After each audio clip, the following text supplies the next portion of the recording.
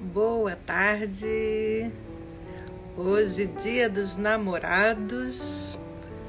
Vamos ter uma live extraordinária em homenagem aos namorados. Ó, botei batom. E o meu batom também tem coraçãozinho. Um abraço em todos os namorados que estão aqui presentes. Mas eu acho que hoje deveria ser o Dia dos Apaixonados. Porque a melhor coisa do mundo é estar apaixonado, não é? Apaixonado por uma pessoa, por um lugar. Obrigada, Su! Dani, bem-vinda. Luciana, Edna. Então eu acho assim que a melhor coisa do mundo é a gente estar apaixonado. Que seja por um filme, né, por um restaurante, um prato de comida. Gilvan, oi! Então, assim, eu acho que hoje deveria se chamar o Dia dos Apaixonados. E a live de hoje que vai falar sobre tontura, zumbido, né, e vertigem, vai ser com Guilherme Dias Rocha, um fonoaudiólogo que eu conheço há muito tempo, é uma pessoa apaixonante e eu tenho certeza que quem conhece o Guilherme concorda comigo e quem não conhece hoje vai ter o prazer de conhecer e se apaixonar pelo Guilherme. Guilherme, aceita aí, por favor. Obrigada, Dani. Guilherme está aqui aceitando, já vai entrar. Olá, querido. Opa, tudo bem? Boa tarde. Boa tarde. Acho que aqui já é boa noite aqui. Ah, é, mas Ainda é boa tarde. o sol aqui ainda está forte. Obrigada, Beleza. Gui, por ter Eu que aceitado esse agradeço. convite no Dia dos Eu que Namorados, agradeço. né? Eu sei que Eu que agora você agradeço. tem duas namoradas. Pois é. Agora eu estou dividido. Graças a Deus. Mais meninas desse mundo para colorir esse É, cor de rosa. com certeza. Por mim, tá Muito certíssimo. bom. Muito obrigada, querido, por tudo, Eu que tá? agradeço. Enfim, nós nos conhecemos já há algum tempo, né? E foi um prazer muito grande ter recebido o seu convite. E espero contribuir aí em alguma coisa aí com o pessoal. Então, uma vez, Guilherme, você, no final do curso de fonoaudiologia, eu era sua professora, Aham. você se virou para mim e falou assim: professora, a senhora ainda vai ouvir falar de mim. Não lembro disso, não. Pouco Falei isso, eu? tempo, em pouco tempo. E eu hoje quero te dizer com um enorme prazer que eu não só fico feliz de ouvir falar de você, porque eu escuto muito bem, mas hoje o prazer vai ser ouvir você. Então, Olha só. incrível isso, né? Eu não lembrava disso. Poxa, Fico que até legal. arrepiada, Guilherme, porque assim é sinal que alguma coisa boa eu fiz para você na minha vida, Com certeza. tá? E eu E te agradeço por tudo aquilo ali que foi passado naquela época e com certeza plantou uma semente na minha cabeça que ficou fervilhando e só hoje me arrependo de não ter dado caminhando. 10 na sua monografia, tá? É, eu também não lembro disso. Eu lembro, porque você sempre foi um aluno maravilhoso. Eu estava esperando 10, eu não sei o que aconteceu, que eu acho que Eu foi nosso também não lembro, e-mail. não. Oi, Dani. Oi, Paulinho. Sejam bem-vindos aqui. Então, Guilherme, vamos começar a nossa live, que vai ser sobre vertigem, tontura e Sim. zumbido neste tempo de pandemia. Então, para Uhum. começar, eu queria que você falasse um pouco sobre essa diferença entre o que é tontura, o que é vertigem, porque tem muita gente aqui que não é da área, é leigo, é paciente, tá? E Uhum. gostaria, talvez, de entender um pouco sobre essa diferença. Conta aí pra Perfeito. gente. Bom, vamos lá. Primeiramente, não só falar uma diferença, mas houve uma atualização feita, talvez pela maior sociedade mundial que cuida desse assunto, né? Tontura e equilíbrio, que é a Sociedade Barani. Se eu não me engano, foi em 2018 ou 2019, algo assim, ou 2017, talvez. Enfim, eu acho que 3 anos para cá, fizeram uma atualização sobre o uso do termo vertigem em relação digamos, tornar isso mais global, né? E vamos lá. Segundo eles, o termo vertigem ao contrário do que era antes, né, que era somente a tontura rotatória, vertigem quer dizer a ilusão de movimento, tá? Seja ele do ambiente ou o automovimento. E aí há a diferenciação para vertigem rotatória, que antes não era assim, antes vertigem era rotatória, né? Então, antes falar vertigem rotatória não estaria correto, né? Uhum. Seria, me fugiu agora a palavra, seria redundante. E agora sim, você pode usar o termo vertigem rotatória. Então, vertigem é a sensação de movimento. Tontura já seria a sensação de desorientação espacial, não necessariamente associada à ilusão de movimento. Então, preciso fazer essa ponderação. E essa é a diferença básica. A tontura se enquadraria a sensação de cabeça leve, pesada, o próprio desequilíbrio, enfim.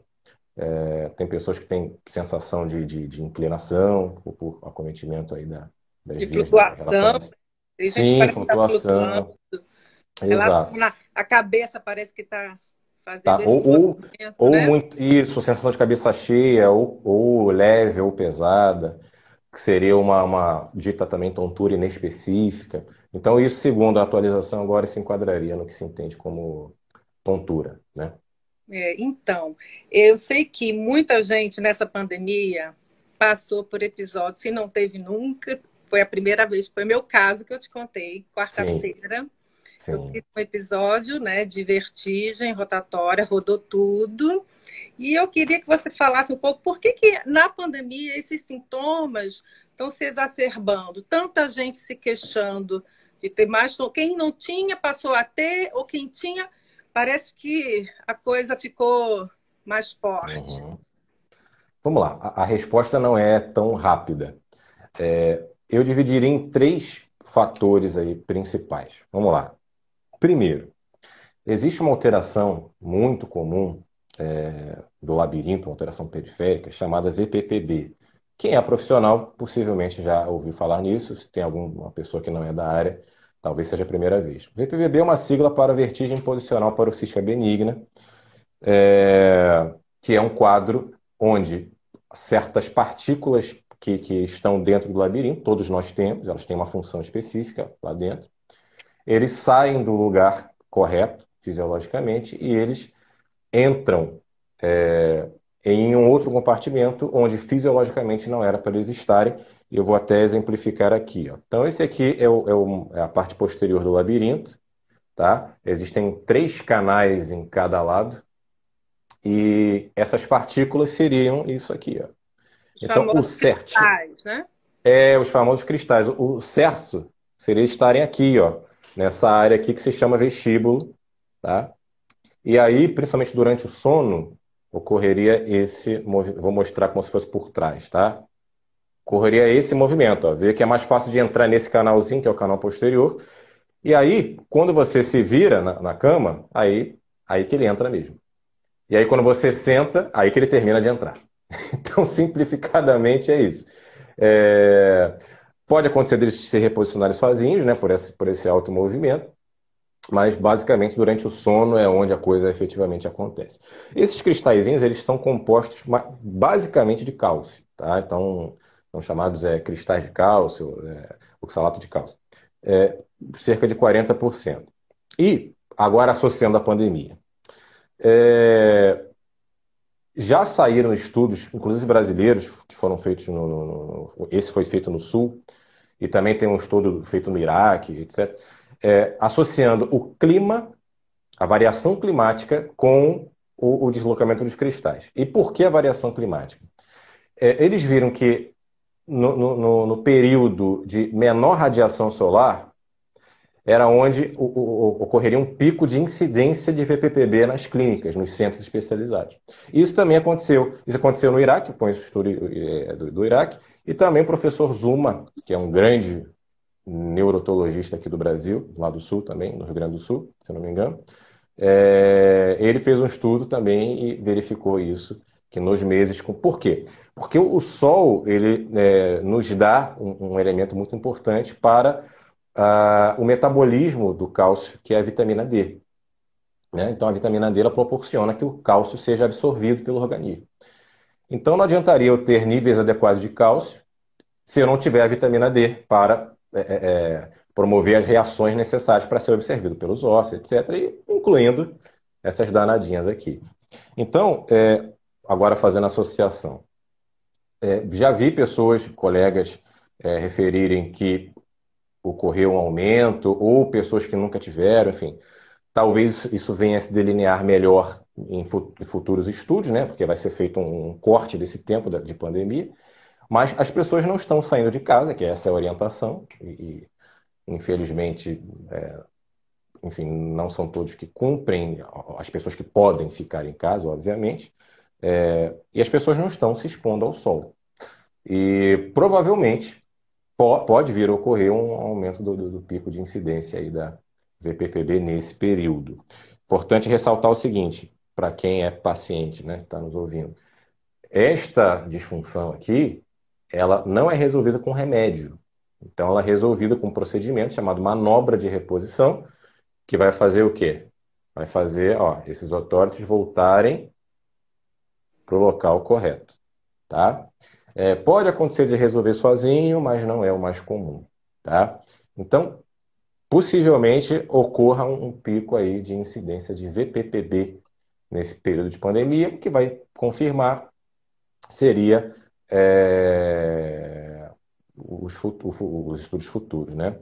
A doutora aqui, Andréa Eichmeier, minha amiga lá de Jundiaí, colocou aqui: teremos uma demanda reprimida. Talvez isso aconteça. Talvez isso aconteça. Talvez isso aconteça. Tem mais dois fatores. Diga. Perdão, te interrompi. Pode falar, diga. Porque eu acabei falando demais. Mas tem outro fator, que é o fator metabólico.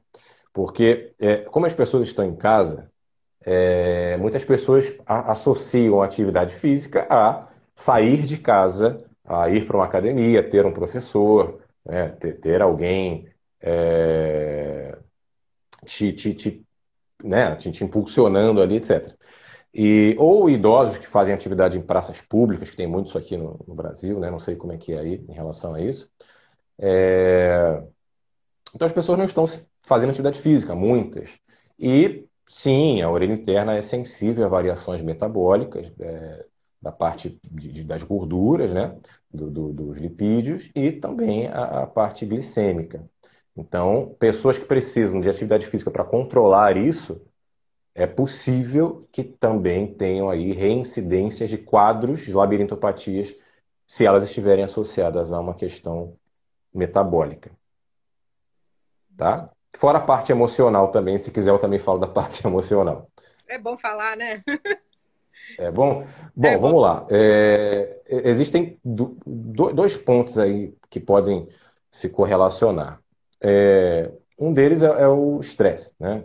Então, é muito natural que nesse período de preocupação, de incerteza, a gente fique mais estressado enfim, questões relacionadas à parte econômica, né? Pessoas que não estão conseguindo trabalhar, etc. E o estresse ele já é considerado, em termos até anatomofisiológicos mesmo, em artigos, um elemento importantíssimo para atrapalhar uma compensação. Então, exemplo, um paciente que estava em processo de compensação ou até já tinha alcançado. Esse período pode liberar algumas substâncias, entre elas o cortisol, que é um hormônio relacionado ao estresse. Ele sim interfere no funcionamento vestibular central.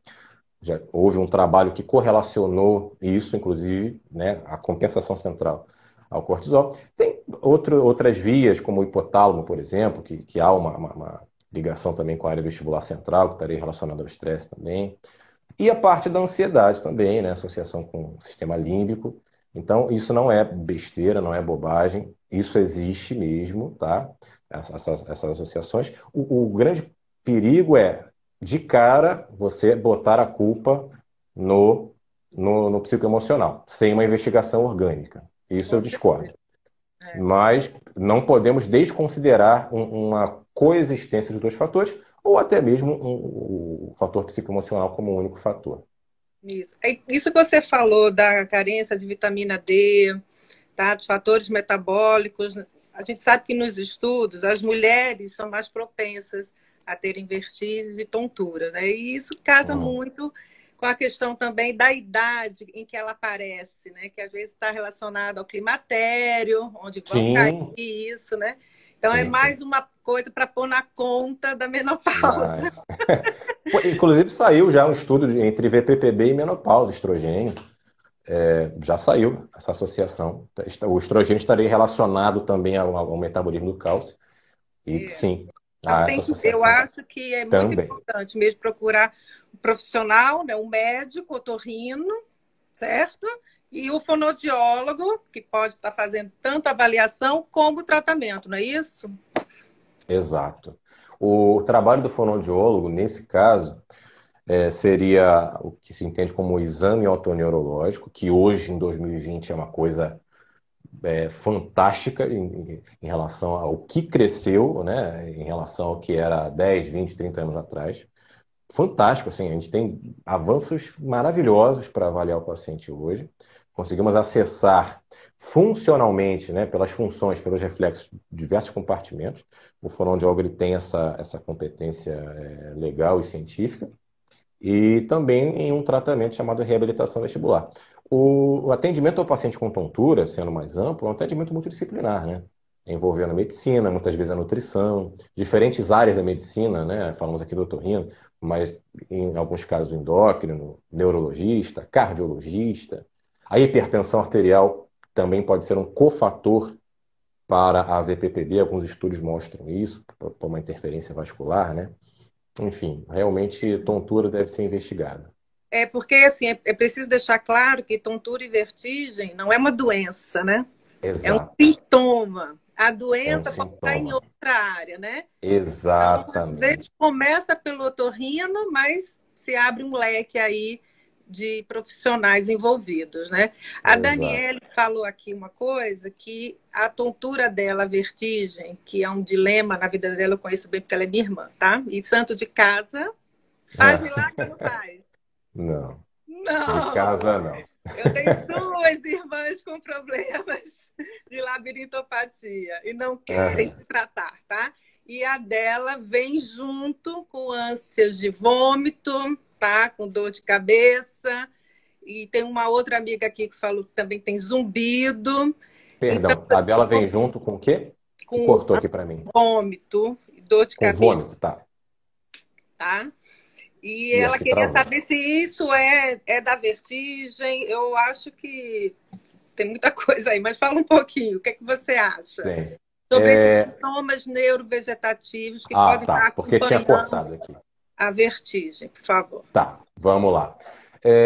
Vamos lá. Existe uma via de relação da área central, né, que é a via vestíbulo vagal, né, que seria uma via relacionada a um nervo chamado nervo vago.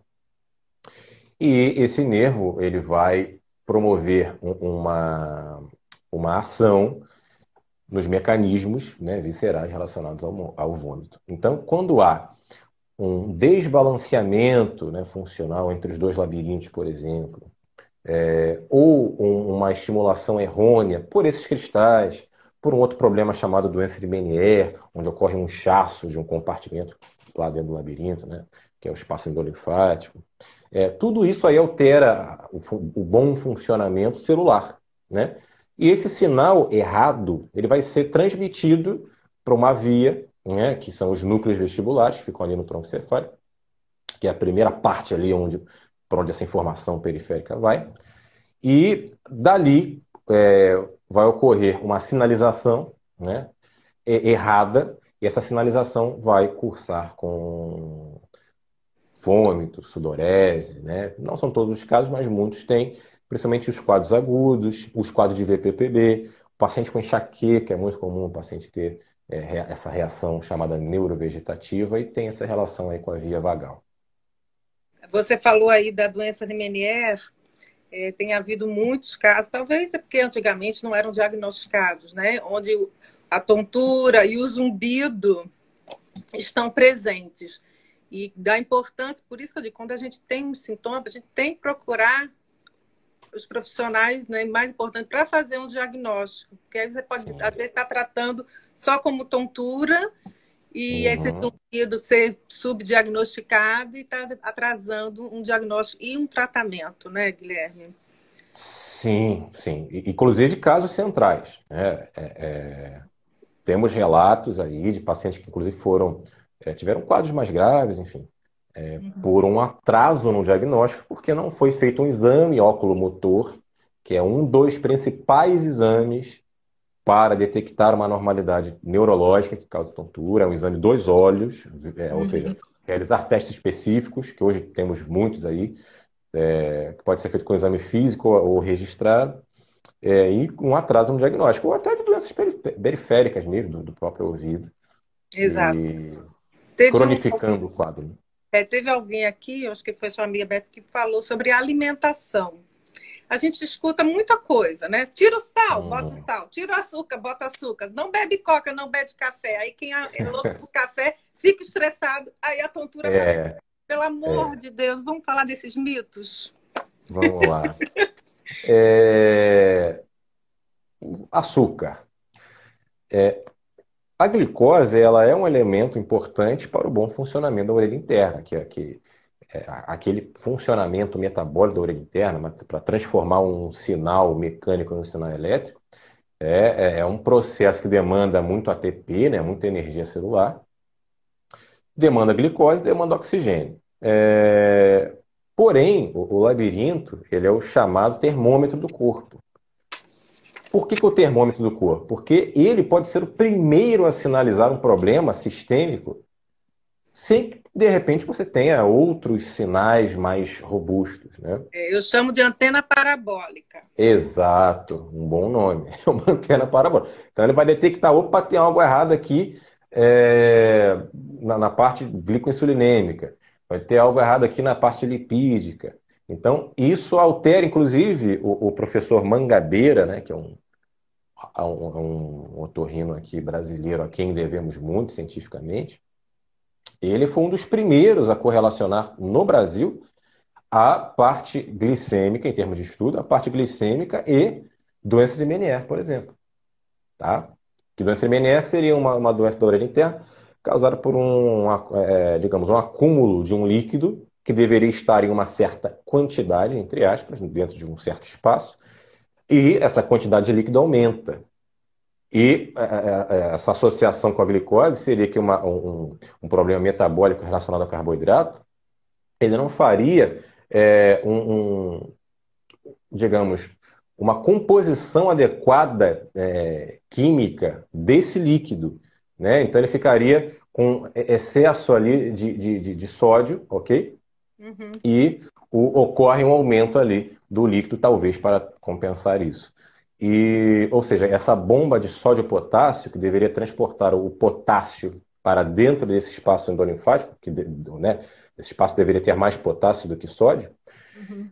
e isso não acontece bem. Inclusive, uma dieta hipossódica, falando do sal, é uma abordagem que o otorrino usa, alguns, né? Existe essa teoria de diminuir o sal para também ajudar a tratar a MNR. Uma explicação seria essa, tá? Alguns usam, outros não usam.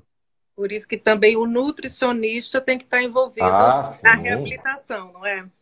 Total, total. Porque ele vai saber, ele é o profissional mais adequado, ou um nutrólogo, né? Que seria um médico especializado nessa área. As pessoas aqui perguntando, Guilherme, porque uns têm vertigem com zumbido e outros têm só o zumbido, não tem vertigem. Uhum.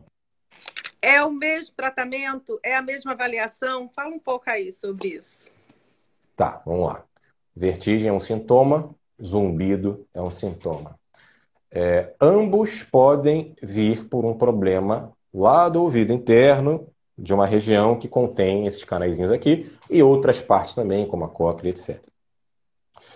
Mas são sintomas. Então, existem processos patológicos que acometem as duas regiões, a região relacionada à audição, que é a cóclea, outra relacionada ao equilíbrio. Então, o paciente poderia ter os dois sintomas. Um exemplo, doença de Meniere. Outro exemplo, disfunção metabólica. Tá? Um outro exemplo, um tumorzinho benigno que acomete lá o nervo, chamado schwannoma. acometem as duas partes, né? Ou podem acometer as duas partes, mas não é uma regra. Então, o zumbido, primeiro, o zumbido tem inúmeras causas no ouvido e fora do ouvido. Algumas causas são correlacionadas com as mesmas que causam tontura, tá? Mas não é uma regra. E os tratamentos também, os tratamentos são diferentes. Basicamente, uma diferença básica, a reabilitação poderia ser tratada com exercícios, exercícios com movimento, etc. E o zumbido. Existe correlação entre a reabilitação vestibular e o zumbido, né, a melhora do zumbido, mas o tratamento mais direcionado seria um tratamento. Existem aí abordagens auditivas, de retreinamento auditivo, existe estimulação magnética transcraniana hoje, existe um tratamento também chamado fotobiomodulação, que seria um tratamento com laser, que inclusive tem pesquisas aí tanto para o zumbido quanto para a tontura, está chegando aí com mais evidências aqui no Brasil, no futuro breve. Então, as abordagens podem ser diferentes. E existe também o zumbido somatosensorial, que é o zumbido causado por pontos gatilhos aqui na região facial, região aqui do trapézio, do esternocleidomastoideo, enfim, tá? Da musculatura. Tá? Ok, O zumbido Guilherme, também e poderia vir assim, daí. tá difícil do pessoal, né, ir ao consultório médico fazer uma avaliação. É possível fazer essa avaliação assim pelo celular, só com ou não? Tem Olha, alguma coisa que as pessoas possam fazer nessa época da pandemia? vamos lá. O exame para a tontura é um exame extremamente envolvendo de extremo contato físico, né, entre profissional e avaliador. Lembrando que é uma opinião, né? As técnicas e manobras são técnicas muito precisas em ângulo, em grau de pendência, se for um teste posicional, por exemplo. Talvez um exame oculomotor muito simplificado, né? Um paciente olhando para a câmera e você solicitando que ele faça alguns movimentos, talvez você possa ter alguma informação. Mas, de forma alguma, infelizmente, poderá substituir um atendimento presencial, na minha opinião. Na minha opinião, porque são técnicas muito precisas em termos de execução, né? Então, na minha opinião, é muito difícil um exame à É. distância. E dá para fazer alguma reabilitação À pela distância? à distância? Depende do quadro. Um paciente já investigado, um paciente que não tenha VPPB, que é esse deslocamentozinho, ó, desses cristalzinhos, com um quadro já conhecido, talvez em tempos de pandemia você poderia orientá-lo, né, com toda a segurança, para que ele não tenha nenhuma queda, dependendo do quadro, orientá-lo à distância. Mas, fatalmente, você terá que, digamos, você já vai ter que ter tido um contato com ele, tá, presencial. Certo. Olha, tem muita gente dizendo que morre de medo de procurar um médico, um fonoaudiólogo, porque tem medo do exame. Conta para aí, É, gente, o que é um exame otoneurológico? Por que é vamos lá. importante, né, jogar aquela aguinha no ouvido? Uhum. Bom, o exame otoneurológico, hoje, né, em 2020, ele aliás, já era essa definição, né? Ele é compreendido como um conjunto de procedimentos que vão explorar funcionalmente, então, porque você não consegue olhar o órgão diretamente, né? Então, você vai explorar funcionalmente através de reflexos, através de movimentos, através de funções, certos compartimentos do labirinto. Então, o exame neurológico pode ser feito com um exame oculomotor, importantíssimo para saber se você tem um problema neurológico. Exames de reflexos, chamados reflexos vestibulooculares, tem a prova calórica, né, que é esse exame da aguinha, que você mencionou. E hoje também existem outros exames que não substituem, mas eles fornecem grandes informações, como, por exemplo, um exame chamado VRIT, que é um chamado teste de impulso cefálico. É colocado um óculos especializado, com uma câmera especializada, você realiza impulsos em diferentes planos, você consegue avaliar todos os canais semicirculares. Esse, por exemplo, causa um mínimo de tontura no paciente ou nada. Então, ele consegue avaliar uma hipofunção, por exemplo. Estão surgindo aí achados centrais no VRIT, mas a prioridade seria uma questão de hipofunção mesmo. Testes posicionais. Existe um exame chamado VENC, que avalia um reflexo aqui de origem miogênica, mas também por um estímulo vestibular. Então a gente tem uma série de exames aí hoje, uma audiometria, uma história bem colhida, enfim, pares cranianos. Então, basicamente é isso. E é primordial, gente, porque muitas vezes a história clínica, às vezes ela não é tão óbvia assim, tá? A estimativa é que 80, 85% dos casos a história clínica já te dê o diagnóstico nosológico, né, no caso para o médico. O exame vai servir para confirmar a hipótese dele ou para saber do que se trata aquilo, junto com a história clínica, quando a história clínica não é tão óbvia assim. E isso acontece, tá? História clínica não óbvia acontece e muito. E aí o exame cresce muito Você importante. faz o exame com água ou com ar quente e frio? Basicamente com ar, porque Com ar. até houve um decréscimo aí de produção de equipamentos que te possibilitem realizar com água, né? Uhum. Mas basicamente com ar. Basicamente com ar. Houve uma adequação também de parâmetros, temperatura, etc.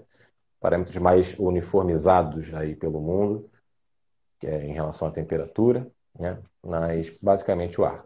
Então, Guilherme, aí o pessoal fala assim: eu estou com labirintite. Todo mundo tem labirintite. É que nem eu escutava assim: doutor, eu estou com o sistema nervoso. Que bom. Que Então, bom, que assim, bom. explica o que é a diferença, né? Nem todo mundo tem labirintite. O que é labirintite? Sim, O que é labirintopatia? Para o pessoal, é perfeito. muito engraçado. Quando eu falei que eu tive a minha crise, né? Foi quarta-feira. E eu comentei com as minhas amigas, você deve estar com labirintite. É impressionante, como todo mundo É, conhece esse termo, né? me parece que é um termo até mundial, tá? Não é só daqui, não. Vamos lá, labirintite é um rótulo, né? Labirintite é uma casca que foi implementada ao longo de muitos anos na nossa cabeça, na cabeça do povo, né? Como sendo sinônimo de tontura, né? Então, tontura seria sinônimo de labirintite. Não é, porque se fosse, a gente não precisaria estudar, porque seria algo muito simples. Se toda tontura fosse labirintite, você não precisaria nem ir ao médico. Você ia no Google, hoje em dia no Doutor Google, você ia pesquisar remédio para labirintite. Você ia tomar. Bem, existem mais de 2.000 causas e 200 tipos. 2.000 causas. 2.000 causas. Nossa, Então, não dá para confundir. Labirintite, vamos lá, labirintite na real. É uma inflamação do labirinto, né? Bacteriana, por exemplo. E é um quadro grave, de baixíssima incidência, existe, né? Mas o paciente tem que se internar, tem que ter um tratamento médico, né? Ele tem cometimento da audição, etc. Um quadro grave. Pode ter um risco aí de meningite, etc. Agora, a labirintopatia já corresponde a uma palavra que designa vários problemas, várias disfunções que podem cometer o labirinto. Doença de Meniere, VPPB, ototoxicidade, disfunções metabólicas e as centrais. Por exemplo, a enxaqueca, por exemplo, é um quadro neurológico, não é periférico. E hoje é um dos quadros. Hoje não, talvez as pessoas hoje sabem identificar melhor. É um dos quadros mais comuns, é a enxaqueca, também chamada de migrânia. Migrânia vestibular ou enxaqueca vestibular. É um dos quadros mais comuns e não é periférico, é um quadro neurológico, hereditário, etc. Tá? Uma das maiores causas de tontura, principalmente na mulher. eu acho que é o que a É a minha irmã tem, enxaqueca. tá? É bem possível. E pode causar VPPB ou outros sintomas posicionais, por exemplo. A enxaqueca tem um quadro bem, bem típico em termos de Eu sintomas. acredito que essa quarentena a gente tem ficado muito mais deitado, né? Assistindo TV, Uhum. deitado, né? Dormindo mais. Eu estou dormindo mais de 8 horas à Eu já noite. não posso dizer o mesmo, porque a Isa está com 4 meses e Exato. te E é invejo. muito comum, né, Guilherme? A pessoa está deitada e quando levanta, sente a tontura, Uhum.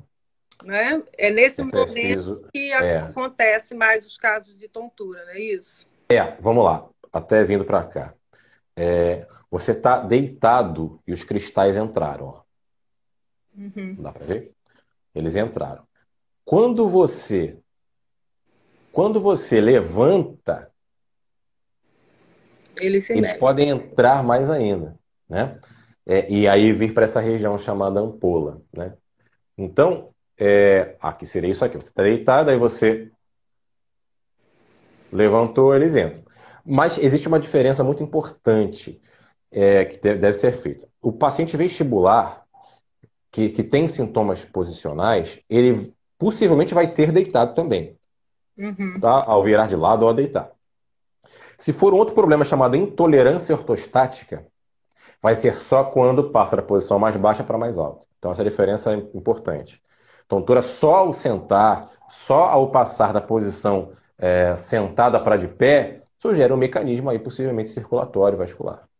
Agora, envolvendo mudança do plano espacial, ou seja, um estímulo gravitacional, virando de lado ou deitando, aí já chama atenção para o vestibular.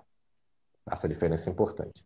Tá, e uma coisa que eu queria te perguntar, porque a Daniela falou isso para mim aqui, ela, quando teve uma tontura, ela fechou os olhos. Isso é uma recomendação, a gente fechar os olhos na hora da tontura ou procurar uma fixação ocular? O que é melhor? Vamos lá. Existe uma região do sistema nervoso central chamada cerebelo, e particularmente uma região chamada flóculo, que fica do lado do nódulo cerebelar, que ela faz uma relação, ela faz uma projeção inibitória para a ponte, onde ficam os núcleos que recebem informação no labirinto. É uma projeção inibitória. O cerebelo, basicamente, um órgão inibitório em se tratando de sistema vestibular, né? E quando você abre os olhos e tem a entrada visual, existe um mecanismo de supressão dessa resposta ou um efeito inibitório, né, da fixação ocular. Então, a recomendação, no caso de uma crise, é que você tente manter o olhar fixo, porque é uma tentativa, é uma ajuda para diminuir a intensidade dessa tontura por esse efeito da fixação dada por esse tal de flóculo cerebelar. Tá? Então, a E recomendação é que também mantenha os olhos abertos. tem também uma outra dica, que é sentar e manter os pés planos no chão, porque isso vai aumentar a nossa A própria. propriocepção. Explica um pouquinho Sim. aí sobre isso. Por que é importante? Olha só, fixação ocular, propriocepção para o equilíbrio. Vamos lá. O nosso equilíbrio é dado por três sensores, né? Que é o vestibular, o proprioceptivo, que seria uma sensação do próprio corpo, né? Por isso o nome é propriocepção, dos tendões, das articulações, dos fusos musculares, e a visão. Quando você está numa situação de tontura, né, com um dano vestibular, um dano labiríntico, isso causa uma incoerência de informações lá para o sistema nervoso central. Então, quanto mais informação você dá para ele, para o senso de orientação espacial, melhor. Então, se você fecha os olhos e tira os pés do chão, você diminui ainda mais os sensores que restaram, né? Então, manter ali os pés no chão, eles aumentam a informação desses sensores plantares, né? Que também interagem com as mesmas áreas que recebem informação no labirinto, e é uma tentativa de diminuir. O paciente com uma crise, por exemplo, quando ele deita, piora muito quando ele deita. O paciente em crise, né? Uhum. E eu li um artigo essa semana, sem me estender muito, de um neurotologista, um dos mais importantes no mundo, que é o Ji Soo Kim, um coreano, se eu não me engano, Ji Soo Kim. Esse nome, né, amigo? É. E é um dos maiores neurologistas do mundo, grandes publicações. E eu li, para minha surpresa, um artigo que é um relato dele mesmo. Ele descreve, ele teve uma neurite vestibular em 2017. Imagina, um dos maiores estudiosos do mundo. Acredito.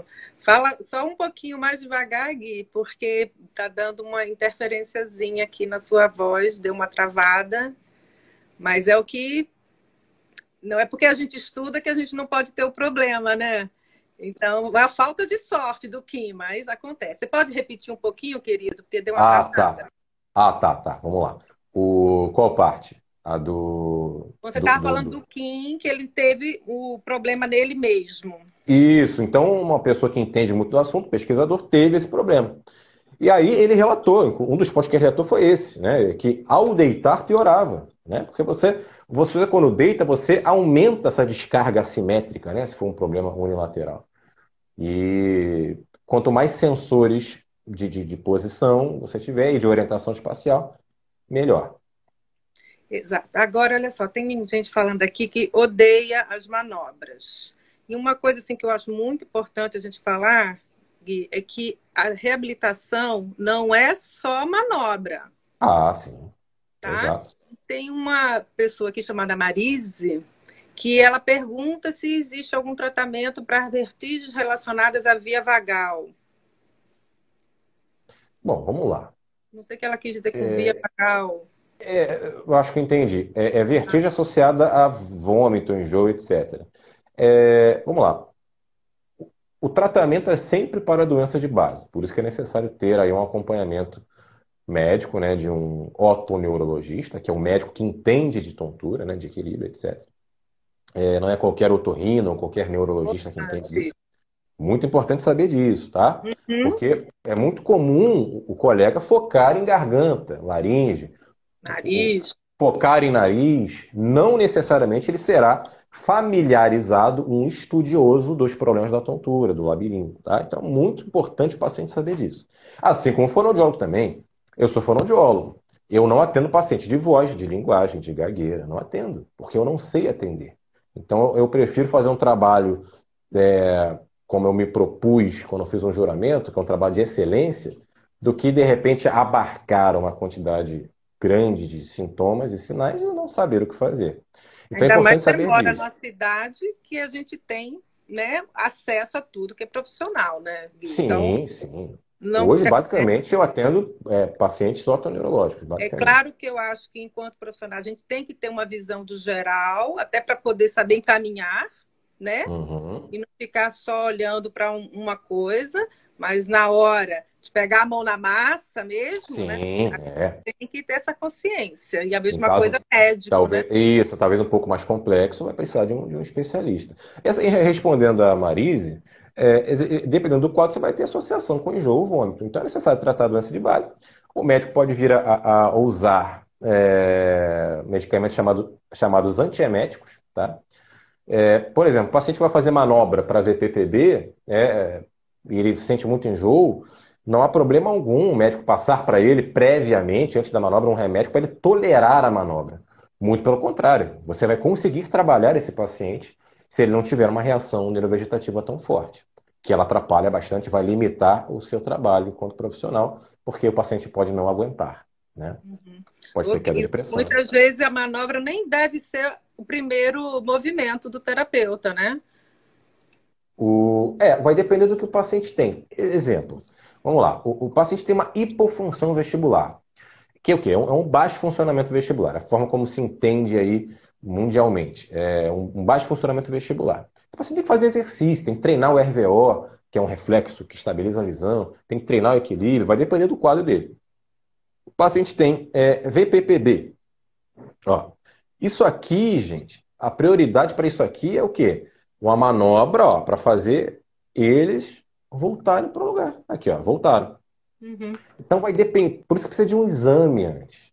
Precisa de um exame. E vão ter quadros como esse aqui, de VPPB, que depois da manobra pode vir a ser necessário utilizar exercícios. Eu li uma tese de mestrado ontem, por exemplo, de 2017, de uma colega que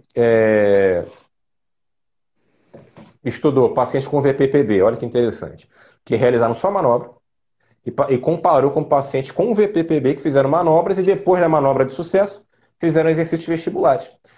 Os pacientes tiveram, na escala visual analógica, uma escala de gravidade, né, do sintoma, os que fizeram exercícios adicionais tiveram um menor prejuízo no longo prazo, no prazo de 6 meses. Então, fica aí essa dica para os profissionais.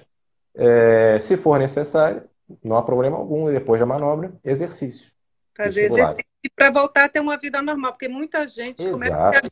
ter, né, de sair para dançar, para correr, para fazer Sim, atividade física, com medo já de pensar em ter de novo aquela isso. Aí já tontura. entra um termo chamado cinesiofobia, né? Medo do movimento. que é uma coisa que a reabilitação vestibular deve combater também, a Exato. cinesiofobia. E é interessante, eu tenho um caso muito bonito aí no Brasil, que foi o Uhum. doutor Maurício Ganança, inclusive, que acompanhou junto, e foi um tratamento de sucesso. Há muitos anos atrás, a gente tinha pouca gente trabalhando nessa área aí no Rio de Janeiro, né, Sim, com a é. reabilitação. E essa paciente, ela sofreu uma cirurgia para colocar uma prótese titã no ouvido médio, e durante a Uhum. cirurgia, ela fez uma crise labiríntica, tá? E Já vi aí o acontecer. médico parou a cirurgia, não colocou a prótese, ela ficou anacúsica e tonta. Ela teve uma hipofunção. Ela teve E esse quadro aí, aí que nós falamos, né? pois é, e essa menina, ela tocava na bateria de escola de samba da São Clemente. Então você Olha aí. imagina eu dizer para ela que ela não ia mais poder tocar na bateria porque ela tinha ainda um pouco de audição na outra orelha, né? E o som muito alto, às vezes também pode dar esse desequilíbrio, né, do sistema vestibular. Mas a gente fez uma terapia, foi tão sucesso, Gui. Olha, isso foi mês de novembro, dia 15 de novembro, nunca vou esquecer. Eu tive que atendê-la em casa, porque ela estava muito mal. O carnaval fevereiro, né? Eu, um belo dia, Uhum. estou num restaurante perto do consultório, vendo aquele jornal da hora do almoço, perto do carnaval, né? E nisso eu vi uma Uhum. pessoa tocando assim, ó, sem olhar para Olha aí. assim, eu conheço essa moça. Que legal. E Que uma legal. das coisas que a gente trabalhou, né, muito foi a reabilitação vestibular com realidade virtual, porque ela era jovem, tá? Ela tinha 32 anos, e naquela época eu usava o Wii. Fiz Ah, ela sim, sim. comprar um Wii também, que era o que a gente tinha, era o que a gente aprendia a usar. Mas hoje em dia eu sei que a gente tem muita coisa, até gratuitamente na internet, né, que a Sim, gente sim. pode fazer, usar a câmera e usar jogos, né, para fazer. Você tem alguma experiência com realidade virtual? O que, que você acha da realidade virtual para ajudar esses pacientes? Você tem aí 5 minutinhos, Gui, para falar sobre isso. Opa, então vamos lá. Vamos lá. Realidade virtual significa deixar o paciente imerso em outro ambiente, né? Um ambiente que não é um ambiente real. É, ele cresce muito em importância, ele tem resultados positivos, tá? Diversos estudos com quadros centrais, inclusive ataxia cerebelar, pacientes idosos, pacientes com hipofunção, etc. Menier. Vai ter um quadro muito particular, onde a realidade virtual vai crescer muito em importância, que são os quadros de dependência visual, tá? Que são aqueles pacientes que se incomodam mais, falando de forma muito simplificada, com ambientes visualmente estimulantes, né? E tem toda uma explicação fisiológica para isso acontecer, né? Isso é chamado de dependência visual. Ele depende demais da visão quando existe uma informação, ou muita informação, né? Muita gente passando, etc. Ele pode ficar mais perturbado. E os estudos sugerem, existe um autor muito importante chamado Brownstein, né? O Brownstein, ele tem grandes estudos relacionados a isso e a importância de se estimular visualmente pacientes com dependência visual. Então, particularmente nesses pacientes, vai crescer muita importância em pacientes mais jovens, crianças, até pela atividade lúdica, ele também vai trazer o paciente, né, vai deixá-lo mais engajado.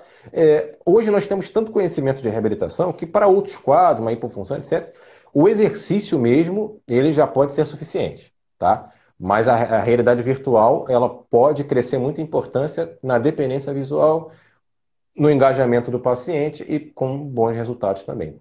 E a reabilitação vestibular personalizada com exercícios, raciocinadinha para o caso, ela também vai fluir muito bem. Ah, gostei disso. Fica bem claro aqui que reabilitação é individualizada, é Ah, sim, total. personalizada, né? Não Total. tem Pegar um receita. protocolo pronto, não, não façam isso, não.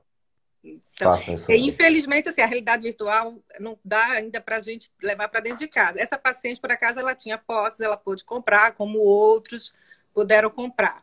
Mas, assim, eu acho que hoje em dia, eu já vi até no YouTube como fazer, sabe? O board para Ah, você em não, casa sim, colocar sim. o celular dentro de papelão. Inclusive, existe um fonoaudiólogo brasileiro, um audiologista chamado Clayton, que é aqui de São Paulo, que ele criou um canal, se eu não me engano, é Virtual Balance, só de estímulos visuais. Excelente. Estímulos excelentes. tá? E lá no YouTube. Então, Você falou uma dá, coisa dá aí para você usar. muito importante, que é esse engajamento do paciente na terapia, principalmente no início, quando os Sim. sintomas ainda estão fortes, quando os exercícios desencadeiam Causam sintomas, mais, e ele tem não que é? entender que aquilo é necessário no início, mas que depois vai melhorar. Faz É. parte do processo de reaprendizagem. O que a gente faz, na verdade, é uma reaprendizagem do sistema nervoso central. Para ele reaprender, ele precisa se expor àquilo. Óbvio, não se expor a um sintoma catastrófico, não é isso. Mas se expor a um sintoma na medida tolerável para que evoque respostas adaptativas do sistema nervoso central. Então é necessário acontecer a tontura no início do tratamento. Eu até usava a realidade virtual para convencer, sabe? Eu fazia, se você conseguir Ah, passar sim. dessa fase, você vai chegar lá. E É o engajamento, né? teve um paciente uma vez que olhou para mim e falou assim: eu vou te pagar para piorar. Aí eu falei, Só para eu continuar a ver. eu fui paga e vamos ver, não é? Então, assim, eu queria que agora, a gente tem 10 minutinhos, tá? E que você fizesse uma resumida aí e fizesse as suas considerações, as suas orientações a quem sofre de tontura, a quem sofre de zumbido, ou zumbido sozinho, ou zumbido junto com. Não foi uma live para zumbido, em breve a gente faz uma só de zumbido, combinado? Sim, sim. Que é outro problema que quase todo mundo tem, eu tenho. Esse eu tenho há muito tempo, É muito comum, muito comum, tá? Eu muito comum. adoro zumbido, é uma das minhas paixões. E, então, mas se você fizesse um resumo aí da sua live, Tá. por favor. Eu Fala, queria pessoal. fazer, se você me permite, fazer algumas considerações para os pacientes e para os profissionais que temos aqui. Por Inclusive, eu favor. vou deixar. Você vai deixar gravada essa live? Vai, ela Vai, vai ficar no vai, né? Stories Tá, 24 horas e depois ela vai para tá. o YouTube. Aí eu te passo e aí Show de você bola. bota onde você Tá. quiser. A mensagem final que eu daria para o paciente. Vamos lá. Esses sintomas, hoje, eles já são muito bem estudados. Então, você, paciente, não deixe de procurar o especialista. Tenha isso em mente. Por quê? Porque nós somos seres humanos. Então, não dá para você ter um conhecimento pleno de tudo, nem o médico, nem o fonoaudiólogo, nem o fisioterapeuta. Não dá. Então, procure saber uma indicação se aquele profissional ele é especialista naquilo. Por exemplo, se me ligar um paciente, diz, olha, eu estou com uma rouquidão, eu vou falar, olha, me desculpe, mas eu vou te indicar um colega que ele sim é especialista, ele vai entender, porque eu não sei. Então, o eu não sei, ele deve ser mais falado, na minha opinião, tá? Então, não deixe de procurar, a gente tem muita abordagem, muitos meios de investigar e muitos meios de tratar. Falando de tontura e zumbido, tá? Existem novos tratamentos chegando aí, sendo pesquisados, um deles é fotobiomodulação, tem neuromodulação transcraniana, tem uma série de procedimentos aí para somar, para incrementar os resultados. Então não deixem de procurar, não deixem o quadro se tornar crônico. Sempre busquem no início e o especialista. Para os profissionais, eu digo o seguinte: estudem, estudem. Tratem o paciente como se fossem vocês, o seu filho, a sua mãe, o seu pai. Não façam o básico, saiam do básico, porque o básico ele pode até resolver a maioria, mas a minoria também merece uma abordagem, porque você pode se enquadrar na minoria por outro tipo de problema.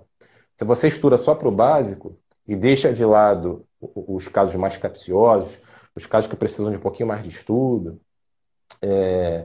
você estará excluindo de um bom atendimento certos pacientes. E você não gostaria que você fosse esse paciente, entre aspas, excluído, né, de um bom atendimento. Então, se especializem. Essa seria digamos, a minha consideração final para os profissionais. Se especializar.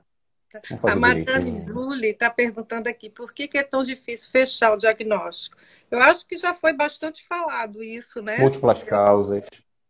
Mas eu vou dizer uma coisa, olha, com o conhecimento de hoje, o melhor entendimento, inclusive com o senso de equipe, não é tão difícil, não. De repente é uma questão do especialista, tá? Ir no especialista. Hoje É em dia não é tão procurar, difícil, não. procurar um otorrino que entenda de otoneurologia. E um fonoaudiólogo que entenda de otoneurologia, Isso. que se dedique à otoneurologia já era para ser uma subespecialidade há muito tempo, na minha opinião também. Normalmente, assim, o fonoaudiólogo, ele trabalha junto com um médico otorrinolaringologista ou não? Ele pode trabalhar junto ou ele pode ter o seu próprio consultório, que é o meu caso, e tenho diversos otorrinos parceiros, onde eu encaminho para ele encaminha para mim, e há um trabalho ali de muita confiança, de forma ética, etc. Ou trabalho no mesmo espaço, ou Uhum. você ter o seu consultório, como eu tenho o meu, mas também trabalho em espaços de outros colegas, mas também tenho o meu consultório, e tenho um trabalho extremamente parceiro com alguns otorrinos aqui do Rio, aos quais eu admiro muito e confio. Confiaria a minha mãe, por exemplo. Que bom, é bom saber. Guilherme, qual é o teu Instagram profissional? Você pode falar aí? Sim, é Guilherme Dias, vou até colar aqui, ó. Guilherme Dias, underline, otoneurologia, tá? Isso. Quem não foi respondido, por favor, manda um direct para o Guilherme, tá? Ou então, seu consultório fica em Niterói ou no Zona Sul, Guilherme? Eu tenho um consultório na Barra e um consultório em Jacarepaguá, Ih, tá? errei tudo, hein? Que horror! É. Você Um mora em na Niterói, Barra. é isso? Não, não, eu moro Também no não? Rio. O que eu Eu tô com moro no Niterói na Recreio. cabeça, hein? Eu moro no Recreio de Bandeirante, fica ao lado da Barra aqui. Então, Mas você atende na Barra, é isso? isso, na Barra, e um consultório também em Jacarepaguá, que é um bairro ao lado da Barra da Tijuca, Certo. também, E bem você faz pertinho. avaliação e E reabilitação reabilitação. nos Sim, dois sim. lugares. Nos dois lugares. Nos dois Nos dois lugares. lugares. Então, se alguém estiver precisando, Só né, mandar ali que eu passo contato. é só mandar o contato. Guilherme, meu querido, olha, eu adorei ouvir Eu você, também. Foi tá? muito bom. Espero ter contribuído em Espero alguma coisa. continuar ouvindo de você e ouvindo você, tá? Assim, sempre que tiver live, nos avise para a gente Sim, poder sim. estar aprendendo mais. Você explica muito bem. Estou muito feliz de Eu ter tido também, eu você também. aqui hoje.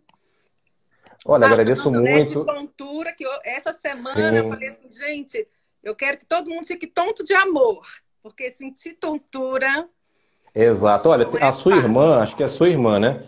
É a Daniele Dobin? Ou Dobin? Robin. É, Recife, olha, eu posso indicar, tem excelentes profissionais em Recife. Eu dei uma pós-graduação em Recife ano passado, então tem muito profissional formado lá em otoneurologia, tá? Fora outros também que fizeram outras formações muito boas. Então, dá para indicar alguém especialista em Recife e em todos os estados do Brasil, tá? Todos os estados têm especialista em tontura. Ah, então isso é bom, Todos. porque eu vou me dedicar a tratar das minhas irmãs aqui de Sim, longe, tá? existem profissionais excelentes em Pernambuco, tá? Antes da gente terminar, falta pouquinho, o Gilvan, ele falou aqui que ele se habituou a dormir com a televisão ligada para abafar o zumbido. Uhum. Isso aí seria uma supressão do zumbido, né? É, essa abordagem com som pode fazer parte de um programa de retreinamento do zumbido, né? Que é chamado TRT, uma terapia de retreinamento do zumbido. É uma das abordagens realizadas pelo fonoaudiólogo, né? Terapia de retreinamento do zumbido, com pesquisas com resultados favoráveis. Sim, é uma abordagem, sim. Só que você está fazendo uma supressão e não um retreinamento. Você está abafando. Então é importante diferenciar isso. Tá? O É, retreinamento é outra coisa. Você precisa ouvir o zumbido junto. Aí já são outros 500. pois é, a gente tem que ter cuidado, porque quando a gente faz, se o barulho estiver muito forte acima do zumbido, né? Quando o barulho Você está mascarando. Quando você desaparece, tira, o zumbido volta. o zumbido volta, Não é um exatamente. tratamento, é um paliativo. É um paliativo, porém perigoso, no meu ponto de Ah, vista, sim. né? Dependendo do volume, você pode lesionar as células ciliares, que também existem evidências que podem ser lesionadas também pela Covid, que nós não falamos também, mas o vírus aí da Covid. Existem estudos aí, poucos ainda iniciais, mas relacionados a alguma lesão de células ciliadas pela Ah, Covid, vai aparecer tá? muito estudo, né, Gui, depois dessa Covid. Tem aí, que eu saiba um, mas vamos ver aí nos próximos capítulos e que Deus nos abençoe, abençoe aí o nosso planeta. Amém. O Jorge Bittencourt está dizendo aqui que me ama. Oh, amor, oh. Oh, eu lembro dele. Um abraço. Lembro. Não sei se ele deu alguma palestra na época da faculdade, não lembro. Enfim. Mas eu lembro dele de algum. Eu lembro dele. Lembro dele, sim. Um abraço. Na fonoaudiologia. Sim. Muito legal. Um abraço. Um abraço. É isso aí. Então, Gui, olha, tenha um excelente dia hoje, tá? Igualmente. Que você vá namorar bastante.